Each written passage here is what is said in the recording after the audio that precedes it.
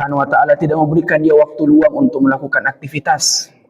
Sebaliknya, Allah berikan dia waktu luang untuk melakukan aktivitas A, B, C dan seterusnya.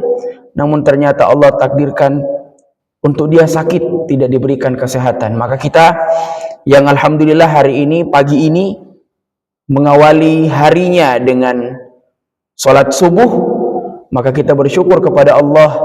Ini adalah di antara nikmat yang sangat luar biasa yang diberikan atau yang dianugerahkan kepada kita. Tentunya kita para jamaah sekalian telah memiliki perbekalan, baik perbekalan untuk sehari ke depannya, setahun ke depannya, sebulan ke depannya.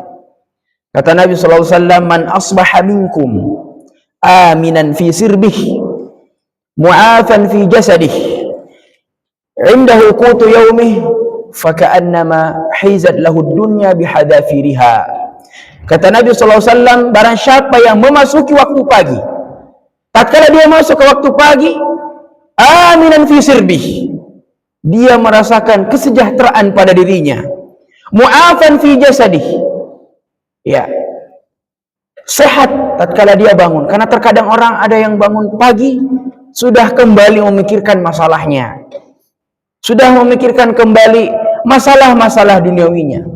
Tapi dalam hadis ini Nabi SAW mengatakan dia mendapatkan kesejahteraan pada dirinya, mu'afan fi jasadih, dia sehat, tidak sakit, tidak lemah, mampu melaksanakan aktivitas setelahnya, indahu qutu yaumih, dan memiliki perbekalan pada hari tersebut. Subhanallah, kita lihat pada hari ini kita sudah memiliki perbekalan mungkinnya, apalagi terkadang 5 tahun ke depan kita sudah memiliki perbekalan. Indahu qutu yaumi, kata Nabi sallallahu alaihi wasallam, faka'annama hizat lahu dunya bihadafiriha. Kalaulah kita mendapatkan kesejahteraan tatkala kita bangun, kesehatan tatkala kita bangun, memiliki perbekalan, maka seakan-akan, kata Nabi sallallahu alaihi wasallam, kita memiliki nikmat dunia, ya, nikmat bumi dan isinya ini. Subhanallah. Hadirin wal hadirat jamaah dirahmati Allah Subhanahu wa taala, pada kesempatan kali ini kita akan menyampaikan satu nasihat untuk saya pribadi dan juga para jamaah sekalian tentang bagaimana kita meraih pertolongan Allah Subhanahu wa taala. Kata Allah Subhanahu wa taala, tatkala ingin menguji manusia, karena tatkala kita hidup di dunia ini siap kita untuk diuji. Kata Allah, ahasiban nasu, alif lam mim, ahasiban nasu ayyutraku ayyaqulu amanna billah wahum la yuftanun. Kata Allah, apakah cukup bagi orang yang beriman mengatakan saya beriman kepada Allah? Ayyutraku ayyaqulu amanna billah wahum la yuftanun, akan tetapi tidak diuji sama sekali. Apakah cukup dengan kita mengatakan saya beriman kepada Allah dan Rasulnya namun kita tidak diuji? Tentu tidak. Harus ada ujian. Ya. Alladzi khalaqal mauta wal hayata liyabluwakum ayyukum ahsanu amala, yang telah menciptakan kalian, yang menciptakan kematian dan kehidupan untuk melihat, untuk menguji kepada kita siapa di antara kita yang paling baik amalannya. Jangan dirahmati Allah Subhanahu wa taala, maka dengan banyaknya ujian yang Allah berikan kepada kita, tentu kita membutuhkan yang namanya pertolongan dari Allah Subhanahu wa taala. Tatkala kita diuji, kita pun membutuhkan pertolongan dari manusia. Kita butuh duit misalnya, kita pinjam duit misalnya, kita butuh ini, butuh A, B, C dan seterusnya. Tapi tatkala kita ingin meminta pertolongan, maka minta terlebih dahulu kepada yang memberikan masalah tersebut, yang maha menguji tersebut, yaitu Allah Subhanahu wa taala.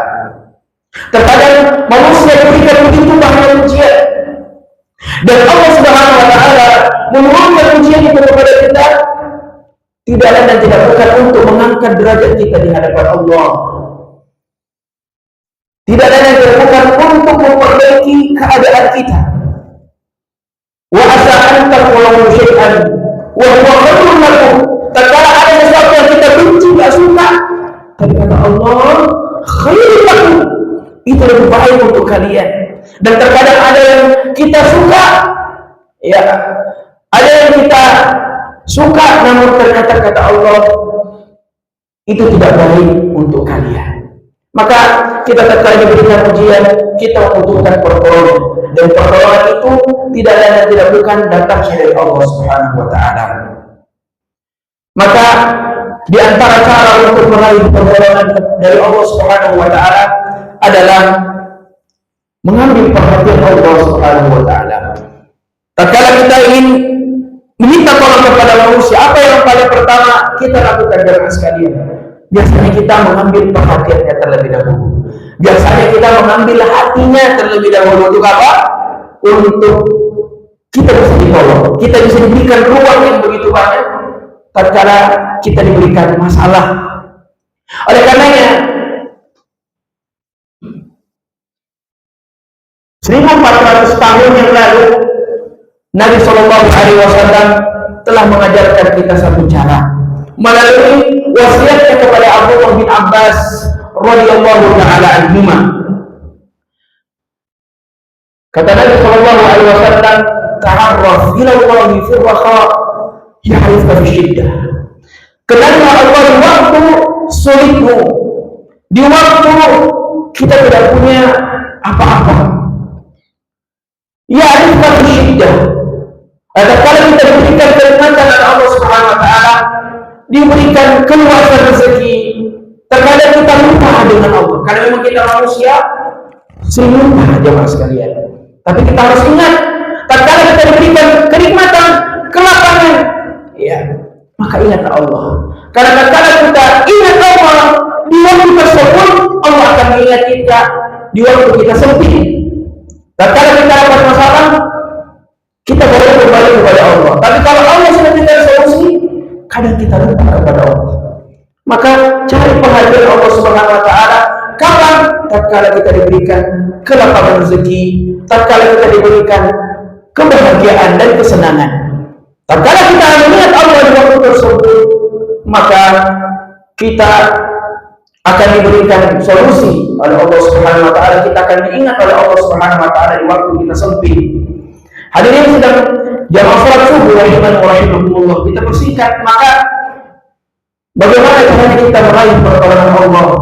Bukankah Allah mengatakan ala inna nasrallahi qarib? Bukankah pertolongan Allah sudah semakin dekat? Nah, bagaimana caranya kita meraih jalan yang dekat tersebut jemaah sekalian untuk meraih pertolongan Allah Subhanahu wa taala? Yang pertama adalah kita menjaga syariat Allah, menjaga kewajiban-kewajiban kita kepada Allah. Kata Nabi SAW di hadis yang sama, wasiat kepada Abdullah bin Abbas, dan kita ketahui Abdullah bin Abbas bahwa lautan turjuman Quran, orang yang sangat cerdas, bahkan di usia mudanya menjadi perdana menteri di masa kekhalifahan Umar bin Khattab radhiyallahu taala anhu. Orang yang sangat cerdas, manusia yang sangat cerdas.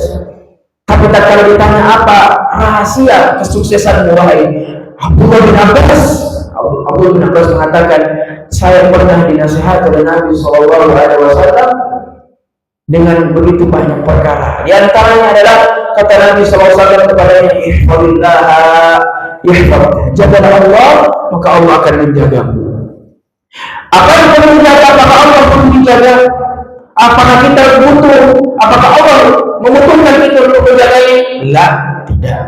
Tapi yang maksudkan jagalah Allah, maka Allah akan menjagamu adalah kita menjaga kewajiban kita, menjaga larangan-larangannya, menjaga ketaatannya, apa yang kita diperintahkan kita lakukan, dan apa yang dilarang oleh Allah kita jauhi. Ini bentuk kita menjaga Allah. Tatkala kita sudah jaga ini, maka Allah akan menjaga kita. Kemudian Nabi SAW menegaskan setelahnya, ihfadillah tajidhu tujahak. Jagalah Allah, artinya kalau kau sudah jaga tadi ini, menjaga kewajiban Allah, menjaga larangan Allah, menjaga perintah-perintah Allah, dan seterusnya, tatkala engkau butuh dengan Allah, tatkala kita butuh dengan pertolongan Allah, Allah akan berada di hadapan. Subhanallah. Idza sa'alta fas'alillah. Kalau engkau minta sesuatu, minta sama Allah. Wa idza sta'anta fasta'in billah. Kalau ingin engkau minta tolong, ingin minta tolong, minta sama Allah. Maka kita menjaga perintah-perintah Allah, dan tentu yang paling perlu untuk kita jaga jemaah sekalian adalah kita menjaga sholat 5 waktu kita. Ini ibadah yang sangat mulia di sisi Allah dan ibadah yang akan paling pertama dihisab. Kita menutup dengan satu hadis tentang keutamaan yang menjaga sholat 5 waktu ini. Dan subhanallah, tatkala kita sudah menjaga sholat kita, lihat perubahan akan ada pada kehidupan kita. Man hafiza 'alaihinna kanat lahu qur'an wa nuran wa najatan yawmal qiyamah. Barang siapa yang menjaga sholat 5 waktunya, tentunya bagi laki-laki disyariatkan untuk sholat di masjid. Ya, kanat lahu qur'an, akan diberikan kemudahan tatkala dihisab oleh Allah Subhanahu wa taala. Karena hari nanti yaumul la yanfa'u malun wa la banun illa man atallaha biqalbin salim. Tidak ada yang akan menyelamatkan kita, tidak ada yang akan menolong kita di hari kiamat tatkala kita ditanya, kita bersendirian. Ya. Mulut ini akan dikunci, ia akan bersaksi di hadapan Allah adalah anggota tubuh kita. Maka jadikan anggota tubuh kita menjadi saksi atas ketaatan-ketaatan yang kita lakukan. Ya. Maka jangan rahmat Allah Subhanahu wa taala burhanan diberikan kemudahan, wa nuran diberikan cahaya, wa najatan dan diberikan kesuksesan tatkala melewati serangkaian ujian nantinya di padang mahsyar. Maka tatkala kita menjaga salat 5 waktu kita jamaah sekalian, kita akan mendapatkan keutamaan-keutamaan yang telah disebutkan oleh Nabi Shallallahu Alaihi Wasallam. Maka pada akhirnya di antara cara untuk meraih pertolongan Allah Subhanahu Wa Taala, kita mengambil perhatian Allah kepada kita. Allah tentunya sudah tahu siapa kita. Allah alimul bidzati sudur. Allah itu maha tahu apa yang ada dalam hati kita. Maka tugas kita adalah bagaimana caranya kita mengambil perhatian Allah, artinya melakukan begitu banyak ketaatan-ketaatan, amalan-amalan soleh, ya, yang nantinya akan menjadi penolong kita tatkala kita diberikan ujian oleh Allah Subhanahu wa taala. Demikianlah yang dapat kami sampaikan para jemaah sekalian. Kurang dan lebihnya mohon dimaafkan. Yang salah itu datang dari syaitan dan benar datang dari Allah Subhanahu wa taala. Subhanakallahumma bihamdika asyhadu an la ilaha illa anta wa astaghfiruka wa atubu ilaik. Wassalamualaikum warahmatullahi wabarakatuh.